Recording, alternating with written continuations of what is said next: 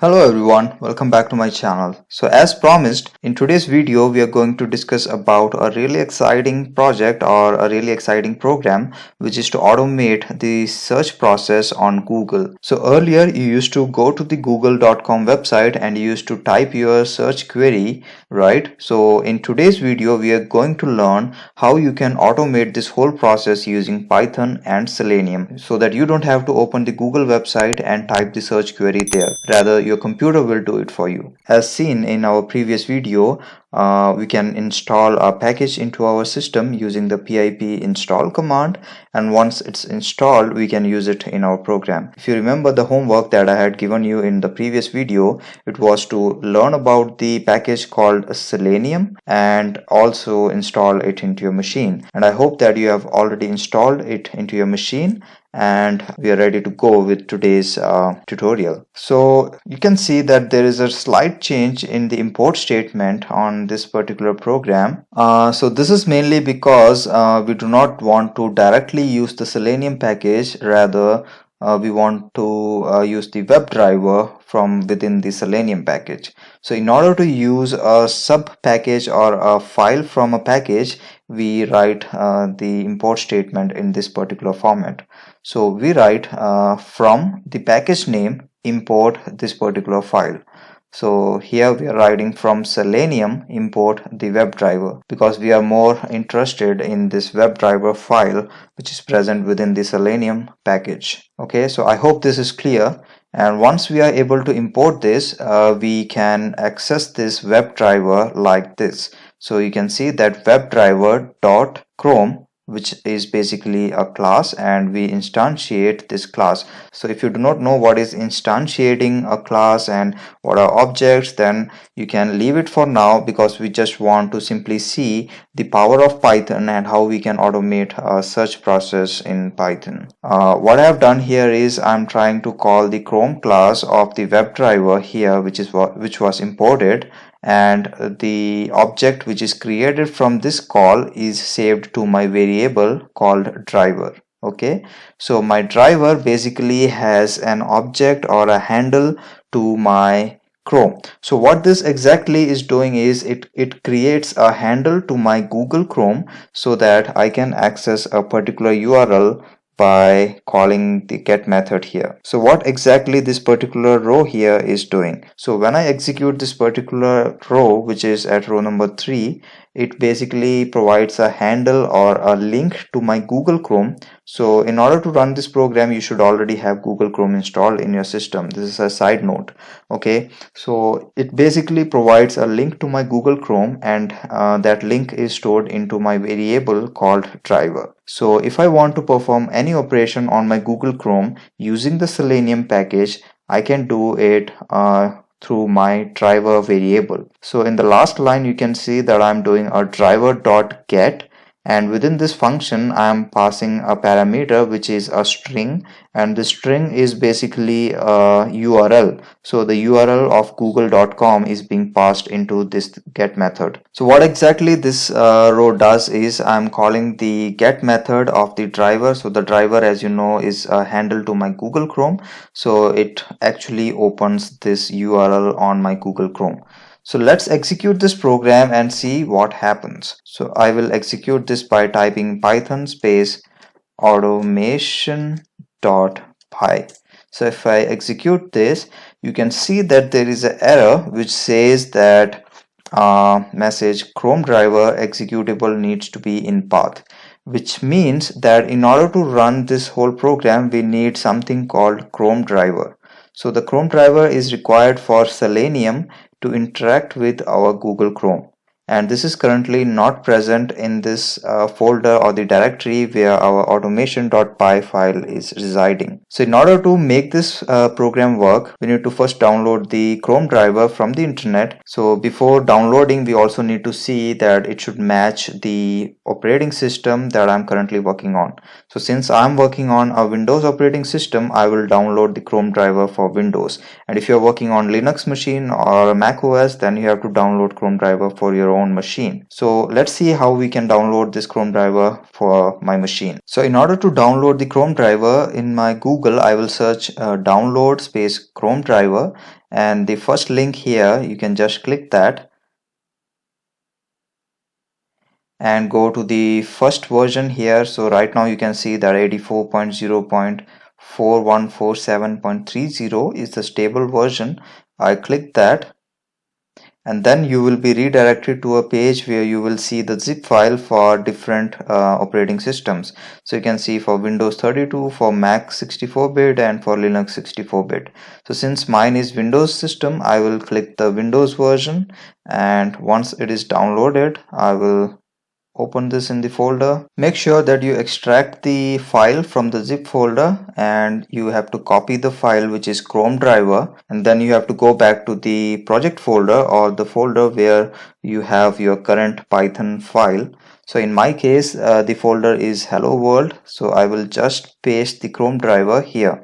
So this is along with the automation.py Python file. Okay, so these two should be in the same folder. So in your case, it might not be automation.py, but the current Python file that you're working on, right? So I go back to my editor. So you can see the automation.py is here, and you can also see that Chrome driver.exe is showing up here, which means that my Chrome driver is also residing in the same folder where my automation.py file is residing. Okay. So now we will try to execute this program again and see if the error is still there or if the error is gone. Now we have downloaded the Chrome driver and moved it to the same folder where our automation.py file is residing, and let's execute this program again and see what happens this time. Now you can see that there is no error, and it will take a little while for the Google Chrome to load automatically. And now you can see that the Google Chrome window is automatically loaded, and you can also see that it automatically opened google.com. Okay, so I have not typed anything, and you can see that Python was automatically able to open the Google Chrome window as well as open the google.com URL for me. So this was really fast, and let's now see how you can search for a particular item here and press the Google search button as well. So in order to type into this search box automatically, you need to first identify this element on this whole page. So in order to identify this input box here, we have to click here and do inspect. And when you type that, you will see the browser window splitting into two parts, and here you have this small icon which is to inspect the elements. You click that and then come here in the search box and you click there again, and when you click that, this particular area here gets selected. So you can see that this starts with input, then class, and so on. So this is basically the code for creating this search box here. Okay, so now I will right click here, and there is a copy, and inside copy there is an option to copy the XPath. So we will not go deep into what this XPath is and why we are doing all this stuff, but you just need to understand that we are trying to identify the search box here by copying its XPath. So XPath is a unique identifier for each element or each item on a web page. So in order to uniquely identify the search box here, we need to know its XPath. So this is the process for copying the XPath, and that's what I've shown you just now. So once you click the copy XPath here, it gets copied to your clipboard. So we can paste it here as a comment. So you can see that this is the XPath that we just copied. So this is nothing but the path of the input, which was the search box in the google.com website, which is nothing but the input box or the Google search bar on the google.com website. So once we have this XPath here, we will have to type in a code which will write something or write a text into this XPath. So let's type that code. So you can see on my Visual Studio Editor that the next line here is driver.findElement by XPath.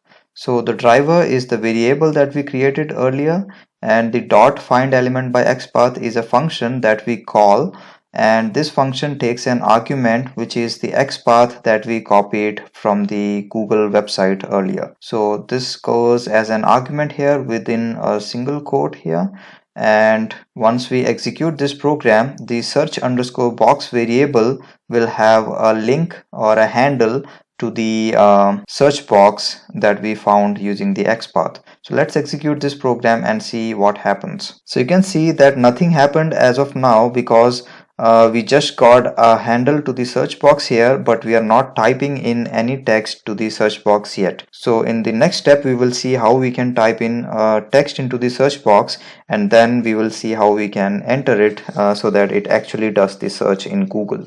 So in the next line, you can see that I am accessing the search box variable that we created in the previous line, and then I am calling the send underscore keys function of this variable, and within this function I am passing another string which is Anup Nair Python tutorials. So this is the string that we want to do an actual search on.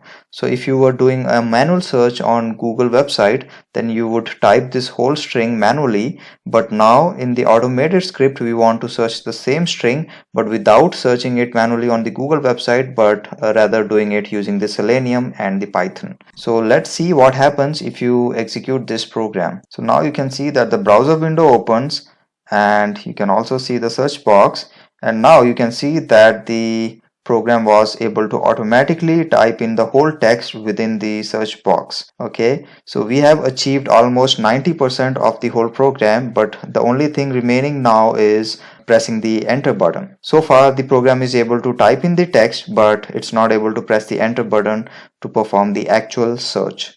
So let's see how we can do that in our Python program. So this is really simple. What you have to do is use the same variable which is search box or search underscore box, and then use the same function which is send underscore keys, and this time instead of typing in the search string, we will type in keys dot enter. So please consider that you have to type the enter in the uppercase. So where does this keys comes from? So you can see that in the second row I have imported another thing here, or added a new import statement which is similar to the first one but a slightly different thing. So what I'm doing here is from selenium.webdriver.common.keys I'm importing keys. So this might be a little overwhelming for you at the moment, but you do not need to worry about it. You just need to copy this into your program and try to run this. So once you start using the PIP and the import statements of the various packages, you will slowly understand how these things work and why do we do what we do now. So just copy this whole line into your program and try to execute this and see what happens. So in my program, I'm going to execute this and let's see what happens.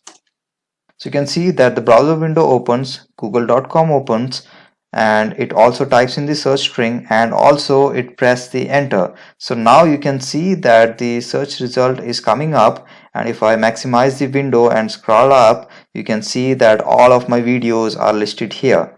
So one thing is you are able to automate the whole search string, and the other thing is my videos are getting listed in the Google search results, which is a really good news, and thanks for all your support that you have given me so far. I think that's all for today, and the homework is just to try the program that we have seen in today's video. This is going to be a little bit difficult initially, but I think if you follow along and type in everything that I typed in this video, it should actually work for you as well.